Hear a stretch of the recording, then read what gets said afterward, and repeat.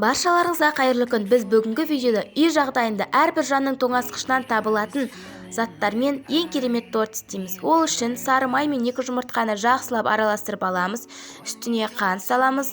Одан кейін 1 стакан айранды құйып, тағы да миксерлейміз. Електе қопсытқышпен ұнды жақсылап араластырып, массамызға 4-5 бөлікке бөліп құямыз. Сол кезде массамыз жақсы көтеріледі.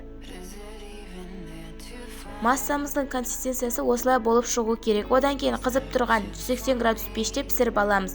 Мен 2 корж шығарып жатырмын. Сіздер диаметріне қарай 3 корж шығаруға болады.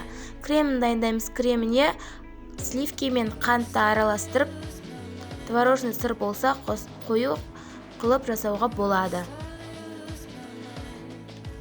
Корждарымызды әбден суытып, осылай формамен кесеміз. Одан кейін тортымызды жинаймыз. Кескен бөліктерінен крошкалар жасап, бетіне себуге дайындап қойыңыздар. Әр корждың үстіне 5-6 қасықтан кремді жағып, келесі коржын қоямыз. Одан кейін тоңазытқышқа 4 сағатқа қойып қойыңыздар. Сол кезде коржымызға креміміз жақсы сіңеді. Міне үй жағдайында оп-оңай осындай өте дәмді, артық нәрсені қажет етпейтін керемет жұмсақ торттар дайын болады. Сіздерге істеуге кеңес беремін.